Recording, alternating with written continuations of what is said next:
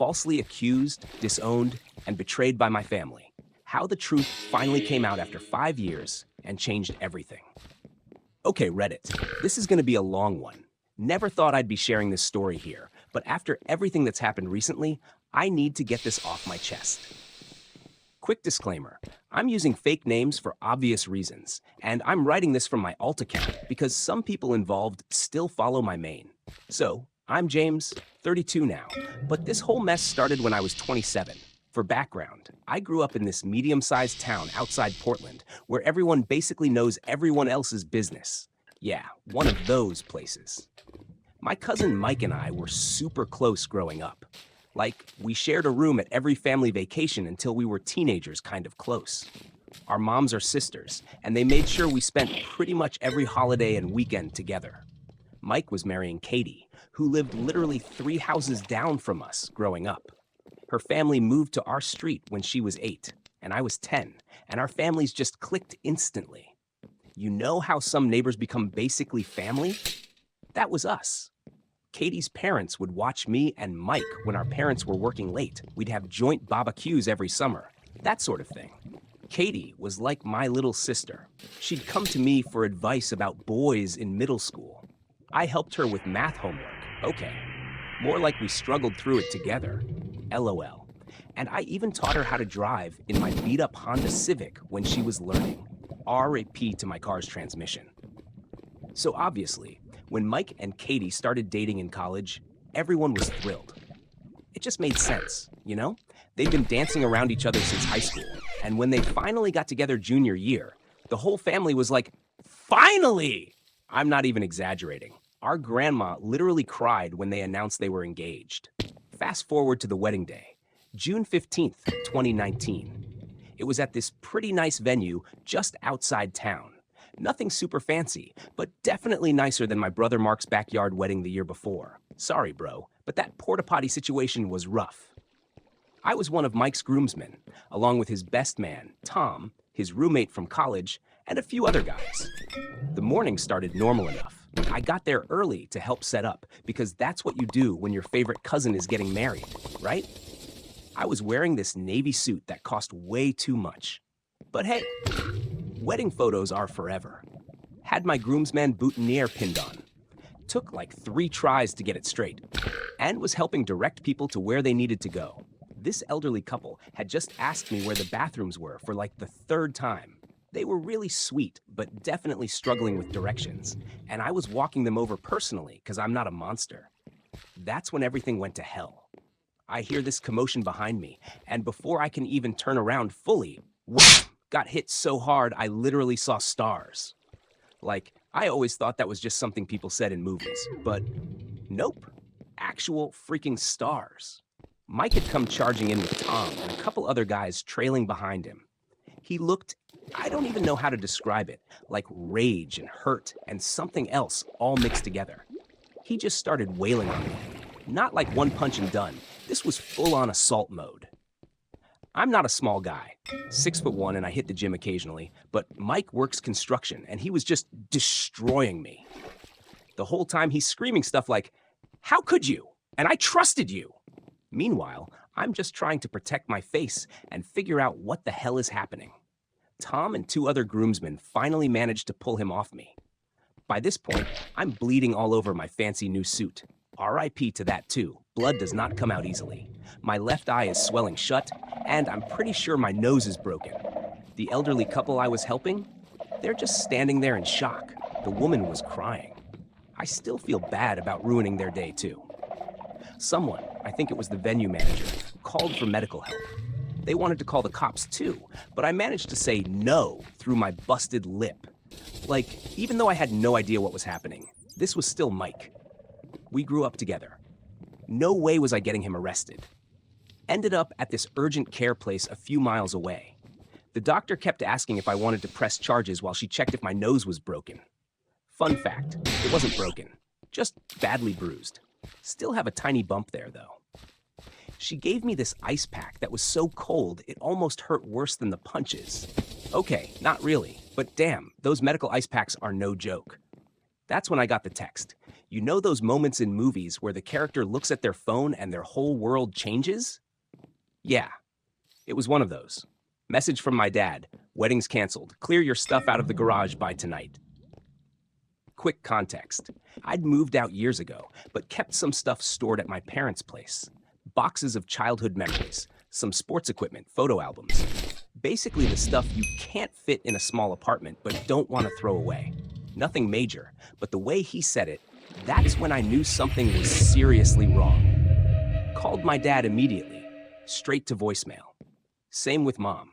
Sister wouldn't pick up either. Only person who answered was my brother Mark, and all he said was, "How could you do this to the family?" before hanging up. I'm sitting in urgent care with an ice pack on my face, looking like I just went 10 rounds with Mike Tyson, and nobody in my family will answer their phones. The nurse keeps giving me these sympathetic looks while I'm trying to call everyone I can think of. Probably thinking I'm some guy who got in a bar fight at 11 a.m. wearing a suit. Yeah, finally decided to just drive to my parents' house. Quick side note, trying to drive with one eye swollen shut is not fun. Do not recommend. Had to keep turning my whole head to check my blind spot. Probably looked like some kind of deranged owl to other drivers. Pull up to my parents' place. Same house I grew up in. Typical suburban setup, with the faded blue paint mom's been promising to redo for like 5 years. My sister Jenny's car is in the driveway, along with my brother Mark's pickup and my parents' vehicles. Great. Whole family's here. This should be fun. Walk in through the garage, still had my key at this point, and head into the kitchen. You know that feeling when you walk into a room and everyone stops talking immediately? Yeah, multiply that by about 1,000. Mom's sitting at the kitchen island. Dad's by the coffee maker. Jenny's on her usual spot on the counter. She's 25, but still sits there like she's 12. And Mark's leaning against the fridge. First thing Mom does is gasp. Not like a subtle gasp, full-on soap opera style. "Oh my God, what did Mike do to your face?" Then immediately follows it with, "But how could you, James? How could you do this to the family?" The whiplash from concern to accusation gave me an even worse headache than I already had. That's when they finally tell me what's going on. Apparently, I've been having this steamy affair with Katie. Yes, that Katie. The girl who used to make fun of my acne in high school. The one who helped me pick out my first real girlfriend's birthday present. The person who literally called me basically her big brother in her college graduation speech. According to them, we'd been sneaking around for months. I literally laughed, like actually laughed out loud. Which, pro tip, don't laugh with a split lip. Hurts like hell, but it was just so ridiculous I couldn't help it. That's when Mark, my own brother, who was best man at my wedding before my divorce, whole other story, not relevant here, grabs this duffel bag from behind the couch and throws it at my feet. "Get your stuff and get out," he says, trying to sound all tough like he's in some movie. The bag's got maybe half of my stuff from the garage. Found out later he just grabbed random things. Got my old baseball cards, but left all my photos from high school and college. Thanks, bro. I tried explaining. Obviously, kept saying this was insane, asking for proof, trying to understand where this was even coming from. Dad just kept shaking his head, saying stuff like, "We trusted you. And how could you do this to Mike?" Mom wouldn't even look at me. Jenny, who usually talks enough for the whole family, just sat there silent. Asked them what proof they had. Their response, "We just know." That's it. That's literally all they had. No screenshots of texts because there weren't any, no photos of us together, except, normal family photos from the last 15 plus years. Nothing. They just knew. The worst part? These are the people who know me. Mom and Dad, who raised me to always tell the truth, who literally grounded me for a month in 8th grade when I lied about finishing my science project. Jenny, who used to come to me with all her problems because I was the reasonable one in the family. Mark, who I helped move apartments 3 times because he's too cheap to hire movers. They all just decided I was guilty. No questions asked. I tried calling Katie, straight to voicemail. Texted her, no response. Called her parents' house. Yes, they still had a landline. Mr. H answered and told me if I ever called again, he'd call the police. Real Christian behavior there, Mr. Everyone deserves forgiveness H. Left my parents' house in a daze. Didn't even grab the bag Mark threw at me. Just got in my car and drove. Ended up at Murphy's, this bar downtown I'd been going to for trivia night every Thursday for like 4 years. The bartender, Dave, takes one look at my face and starts pouring my usual whiskey sour. Basic, I know. Then Mike's college roommate walks in for his shift, sees me, and suddenly Dave's telling me I need to leave. Apparently, I'm not welcome there anymore. Cool. Real cool. Drove home to my apartment. Tried calling Katie again. Nothing. At this point, my phone's blowing up with texts from random family members and family friends.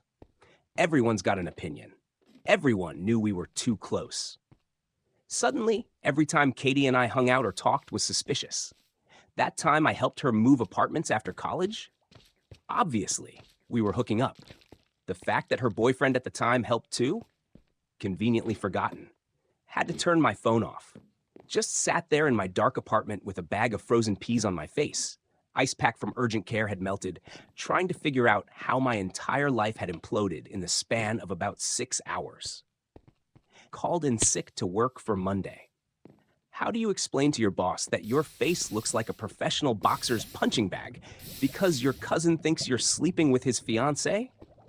Yeah, that's not a conversation I wanted to have. The next few weeks were absolute hell.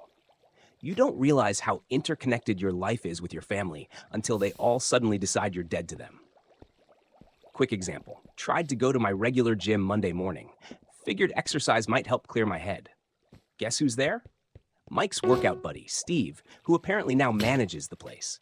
Suddenly, my membership is being reviewed, and I should try a different location. It's like the whole town was playing this twisted game of 6 degrees of separation. Except it was 6 degrees of ways to screw over James. My regular coffee shop barista? Katie's cousin's best friend. Local grocery store owner? Goes to church with Mike's parents. Even my freaking dentist canceled my cleaning appointment. His kid plays Little League with Mike's nephew or something. The work situation was fun too. Had to explain to my boss why I looked like I'd been in a bar fight. Tried to keep it vague, but Susan from accounting overheard. Because of course she did. And by lunch break, the whole office knew. Got called into HR because apparently someone, thanks Susan, was concerned about my personal conduct.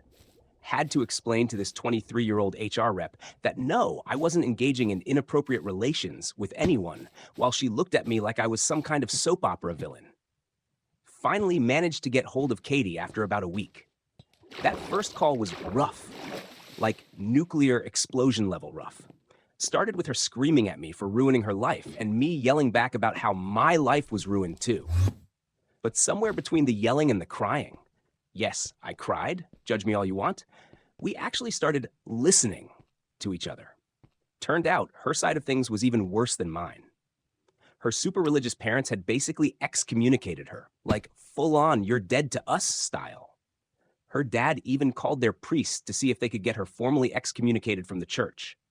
Spoiler, that's not how it works, Mr. H. Her mom had already packed up all her childhood stuff in garbage bags and left them on the front porch. Real classic. Katie's work situation was a nightmare too. She was a project manager at this big marketing firm downtown, but her team lead was Mike's cousin on his mom's side. Suddenly, all her projects were being reassigned, and she was getting written up for being unfocused at work. Yeah, wonder why she might be unfocused when her entire life was imploding. We started comparing notes over text. Calling felt too risky, didn't want anyone overhearing and starting more rumors.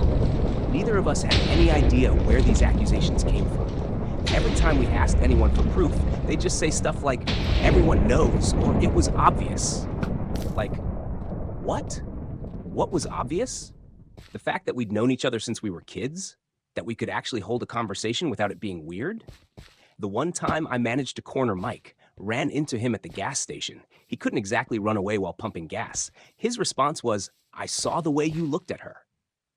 The way I looked at her? Are you kidding me? I looked at her the same way I looked at Jenny, because she was basically my sister. Remember that duffel bag of stuff from my parents' garage? Yeah, finally went back to get the rest of my things about 2 weeks later. Mom had boxed everything up and left it in the garage. Didn't even label the boxes, just threw everything in randomly. Found my high school graduation photos mixed in with old Christmas decorations. My college diploma was stuffed in with some old sports equipment. Cool. Real cool, Mom. The social media fallout was fun, too. Got blocked by pretty much everyone in the family. Katie's sister, who I'd helped with her college applications, posted this vague status about snakes in the family that got like 200 comments. People I hadn't talked to since high school were suddenly messaging me about how they always knew something was off about me. Started getting random calls and texts from unknown numbers. Apparently, someone, pretty sure it was Katie's brother, had shared my number in some family group chat. Had to change my number after getting bombarded with lovely messages calling me everything from a home wrecker to, well, you can imagine. The worst part? Some of these people had known me my entire life. Mrs. D from down the street, who used to give me cookies every time I mowed her lawn in high school, crossed the street to avoid me. Mr. P from the hardware store, who taught me how to fix a leaky faucet when I bought my first apartment. Suddenly, his store was closed for inventory every time I tried to go in. Katie and I eventually realized we needed to get out. This town was suffocating us. Everyone had already decided we were guilty, and nothing we said or did was going to change their minds. We couldn't even meet up to talk about it in person because people would definitely see us and think it proved everything. Got real tired of defending myself against something I didn't do. How do you prove a negative? How do you prove something didn't happen? It's impossible. And apparently, in the eyes of everyone we knew, the fact that we couldn't prove our innocence meant we must be guilty. After about 2 months of living like a hermit and having DoorDash drivers give me weird looks, pretty sure someone told them I was that guy, I decided enough was enough. Applied for a transfer at work. Thankfully, my company has offices in Seattle. My boss was surprisingly cool about it, probably just wanted to get rid of the office drama, TBH. Katie and I had our last conversation before leaving town. We decided it was better to go our separate ways. She picked Chicago, I took Seattle. Kept in touch through Instagram, but that was it. Unfollowed each other on everything else just to be safe. Didn't need anyone's screenshots starting rumors about how we were still sneaking around. Moving to Seattle was interesting. Try explaining to potential roommates why you're suddenly moving cities at 27 with basically no furniture. My first place was this tiny studio in Capitol Hill that cost way too much, but it was mine, and nobody there knew my name or my story. Can't put a price on that kind of freedom. Started over completely. New phone number, new email. Had to abandon my old one after it got spammed with subscription signups. Real mature, guys. Even got rid of my old PlayStation account because some of Mike's friends kept sending me hateful messages through the gaming chat. Who does that? Work was actually pretty good. Nice thing about being the new guy is nobody asks too many questions about your past. Just told people I needed a change of scenery. Not technically a lie, right? Threw myself into work, started hitting the gym regularly. Different chain than my old one, obviously. Tried to build some kind of routine. Found this cool bar called the Crocodile that did trivia nights on Wednesdays. Different vibe than Murphy's back home, but the bartenders didn't look at me like I was Satan incarnate, so that was an upgrade. Started going regularly, met some decent people. First time in months, I felt like I could breathe. Then came the work barbecue that changed everything. It was summer 2021, one of those rare perfect Seattle days where it's not raining and not too hot. My coworker Jake was hosting at his place in Ballard. Almost didn't go. Still wasn't great with group social situations, but Jake had helped me figure out the Seattle bus system when I first moved, so I felt like I owed him. That's where I met Amy. She was Jake's wife's friend from yoga class. Remember those moments in movies where the main character sees someone and everything else kind of fades away? Yeah, that's bull. What actually happened was she caught me having an embarrassingly intense conversation with Jake's dog about proper frisbee throwing technique. Not my smoothest moment. But somehow, that led to us talking. She was easy to talk to. Didn't do that Seattle freeze thing where people are polite but distant. We ended up sitting on Jake's porch for like 2 hours just chatting about random stuff. She's into true crime podcasts. Yeah, I see the irony. And actually got my dumb jokes about Seattle traffic. Started dating pretty quickly after that. Third date in, I knew I had to tell her everything. You can't build something real on lies, right? So I laid it all out. The wedding, the accusations, the family drama, everything. Figured she'd run for the hills. Instead, she just listened. Actually listened. Asked questions that showed she was trying to understand, not judge. When I finished, she just said, "That really sucks. Want to get ice cream?" And somehow, that was exactly the right response. The weird part? She started following Katie on Instagram. I'd mentioned keeping minimal contact. Turns out, they're both obsessed with this podcast called Crime Junkie, and suddenly they're DMing about episodes. Next thing I know, they've started this virtual book club thing with some other true crime fans. They do Zoom calls every other week with wine and snacks to discuss whatever they're reading. Katie's life got better too. Met this guy, Chris, through work in Chicago. He's some kind of software developer who apparently doesn't know how to write code without at least 3 monitors, Amy's words. They talk about random stuff in their book club. He seems decent, treats her well, doesn't jump to insane conclusions. You know, the basics. Started feeling like maybe everything happened for a reason. Don't get me wrong. Still sucked losing my family and hometown. Still have days where I miss my mom's cooking or wonder what my nieces and nephews look like now. But I've built something good here. Real friends who actually trust me. A girlfriend who listens, a life that's actually mine. The funny thing, I actually like Seattle me better than Portland me. Portland me was always trying to keep everyone happy, walking on eggshells around family drama. Seattle me just lives, goes to work, plays video games, takes Amy to try new restaurants, exists without constantly looking over my shoulder. Found out through Katie that her parents still badmouth me at church. Apparently, I'm their cautionary tale about wolves in sheep's clothing or whatever. Cool. Good to know 5 years later they're still talking about me. Real healthy, Mr. and Mrs. H. So there I was, living my best Seattle life. Had a good job, awesome girlfriend, even started taking cooking classes. Turns out I'm okay at pasta, everything else is still a work in progress. Then last month happened, and suddenly, it's like the past came crashing back like a bad hangover. It started on a Tuesday. Amy works from home most days because her company went remote after COVID and never went back. She usually walks to this Mediterranean place down the street for lunch. They make this shawarma that's basically crack in sandwich form. That day, she gets home, and something's off. There's this note stuck to our door. Not like a "sorry, we missed your delivery" note or a flyer for lawn care. We live in an apartment, but sure, keep leaving those. Just a plain white paper that says, "We need to talk. I'll be back tonight." No name, no number, nothing. Just that. Now, my name's on the mailbox. Amy kept her old place as a rental, so she's not on the lease. So Amy figured it was for me. She calls me at work, which never happens because she hates phone calls and usually just texts. I can tell she's freaked out because she's doing that thing where she talks super fast and forgets to breathe between sentences. I leave work early because who wouldn't? Get home and Amy's got all the doors locked and is holding her old softball bat from college. She played D1 softball at WSU and still has a mean swing. We do batting cages sometimes, and she consistently kicks my ass. But seeing her actually scared enough to grab the bat, that hit different. We stayed up late that night waiting. Amy stress-baked 3 batches of cookies, her go-to when she's anxious.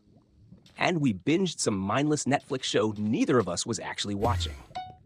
Nobody showed up. Same thing the next night and the next. Just when we were starting to think it was maybe some weird prank or mistaken address, it happened. Friday night around 8:30, we just finished dinner, ordered in because neither of us wanted to cook, when someone knocked on the door. Look through the peephole and my stomach just drops. It's Mike standing there in what looks like yesterday's clothes, clearly hadn't shaved in days, swaying slightly like he's either drunk or really tired or both. Amy grabs her bat. Told her it wasn't necessary, but wasn't going to argue. Open the door, but keep the chain on. Security chain probably wouldn't stop him if he decided to go full rage mode again, but figured it was better than nothing. The conversation went something like this. "Hey, can I come in?" Me, "Absolutely not." "Come on, man, I just want to talk." Last time you wanted to talk, I ended up in urgent care. Yeah, about that. I came to apologize. Apology accepted. Goodbye. Wait, I know the truth now about everything.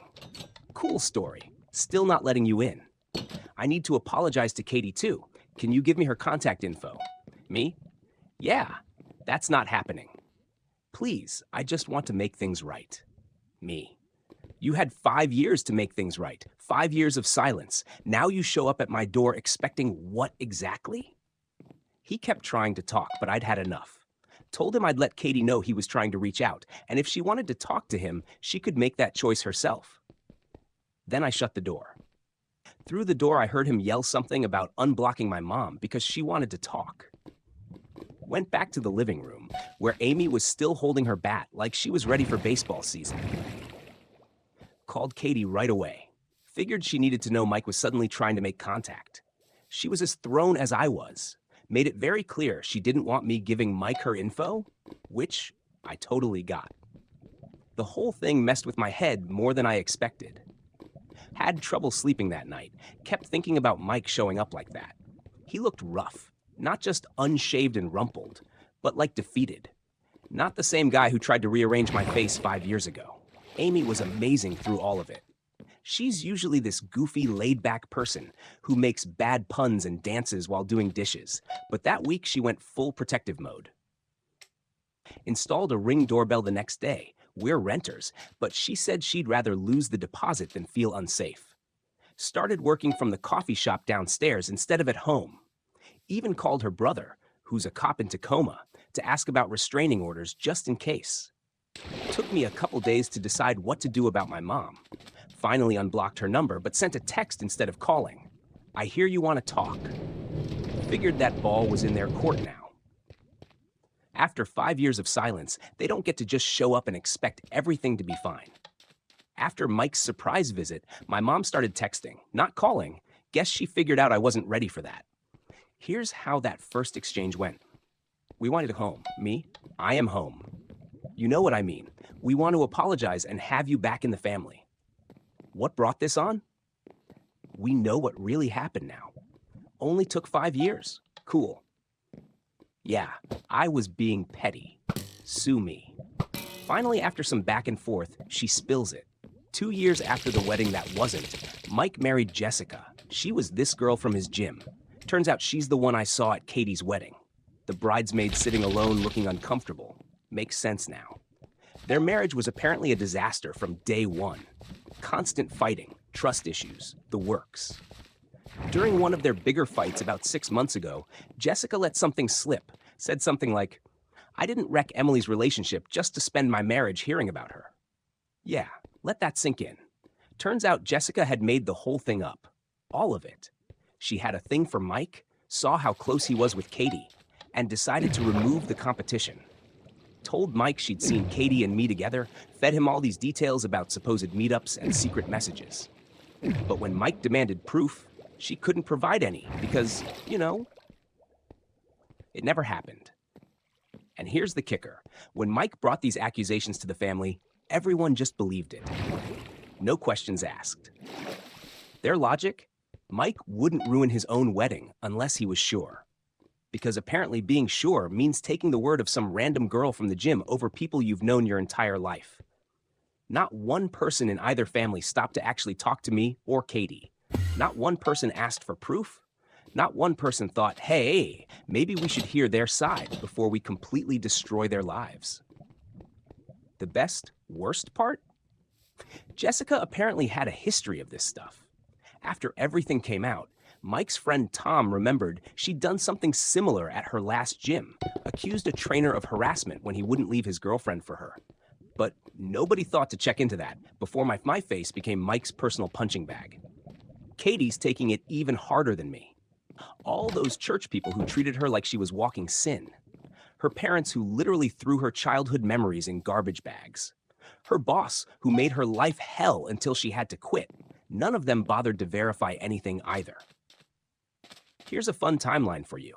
June 2019, wedding day disaster. July 2019, Katie and I both leave town. December 2019, Mike starts dating Jessica. March 2020, they get married. Yeah, rushed much. August 2021, I meet Amy. September 2024, Jessica finally admits she made it all up.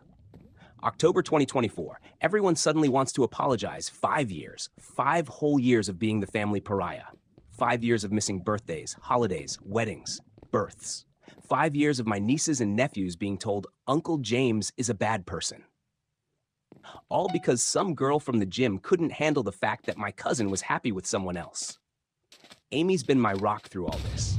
When I told her what happened, she just sat there for a minute, then said, "So what you're telling me is that your entire family is dumber than a box of rocks."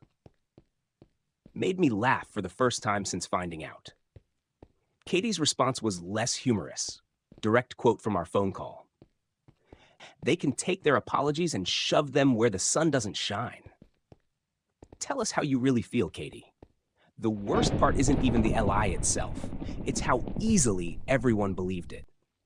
These people who've known me since I was born, who watched me grow up, who supposedly loved me, they all decided that this story about me and Katie made more sense than the truth. My mom keeps sending these long texts about how sorry they all are, how they should have known better, how they want to make it right. Dad even tried calling, blocked that real quick. Jenny's sending photos of her kids with guilt-trippy captions like, they want to meet their uncle. But here's the thing. You can't just press reset on 5 years of treating someone like garbage. You can't just say, oops, our bad, and expect everything to go back to normal. Trust is like a mirror. Once it's broken, you can try to piece it back together, but you'll always see the cracks. I will keep you updated, guys, if anything happens. Thanks for reading. Final update. Well, Reddit, this is it. The final update.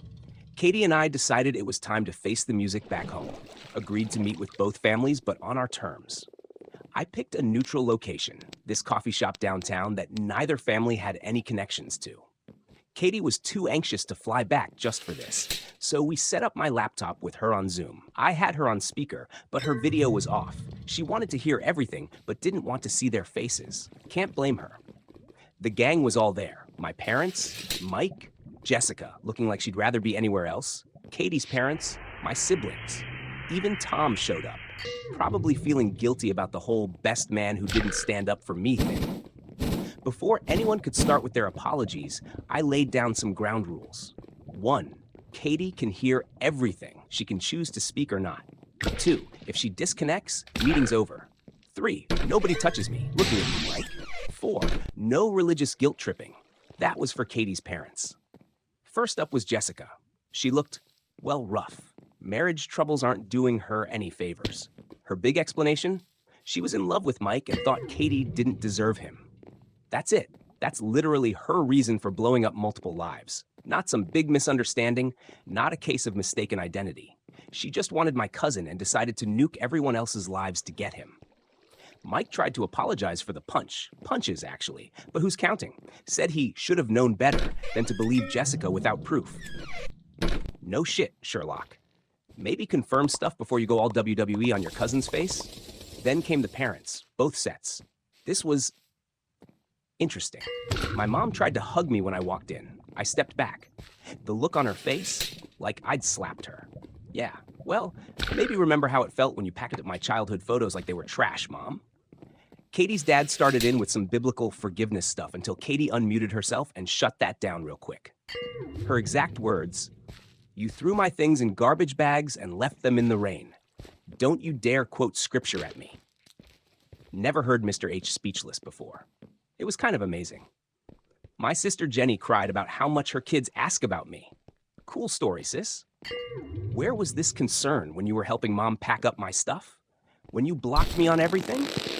When you told people at church what a horrible person I was? Here's the thing about family. They're supposed to be the ones who know you best, who trust you most, who at least give you the benefit of the doubt. But every single person in that room chose to believe the worst about me and Katie. No questions asked. No proof needed. Just straight to, yep, they're obviously secret lovers. Let's destroy their lives. So I told them exactly that. Told Jessica she built her short-lived happiness on other people's pain. told Mike that his lack of trust destroyed more than just his relationship with Katie. Told both sets of parents that they showed us exactly how conditional their love was, and now they get to live with that knowledge. Katie spoke up at the end. She was calm, which was somehow worse than if she'd yelled. Just said, "The worst part isn't that Jessica lied. It's that none of you thought we were worth the truth. You threw us away based on nothing but gossip. That says more about you than it ever did about us." Then she disconnected. Meeting over. My parents keep trying to fix things. Mom's sending these long emotional texts about family and forgiveness. Dad's apparently telling people he's giving me space. Thanks, Dad. Only 5 years late on that one. Katie's parents suddenly want to come visit her in Chicago. Yeah, good luck with that. But here's the thing. Amy and I have built a life here. A good one. Got a ring hidden in my sock drawer. Don't tell her, but I'm proposing next month. Katie's happy with Chris. We've both got real friends who actually trust us, jobs we like, lives we built from scratch. Sometimes the family you choose is better than the one you're born with. Sometimes broken things shouldn't be fixed, and sometimes the best revenge is just being happy without the people who threw you away.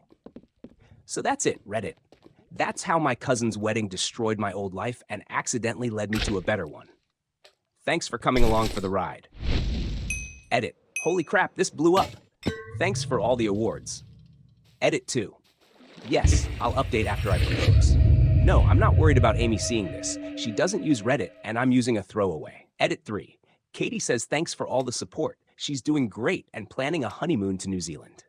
Edit 4. For everyone asking, yes, Jessica and Mike are getting divorced? Turns out lying and manipulation aren't great foundations for marriage. Who knew? Final edit. To everyone saying I'm being too harsh, maybe. But you try having your entire family believe the worst about you, throw you away, and then expect everything to be fine just because they finally realized they were wrong. Some breaks can't be fixed with a simple sorry.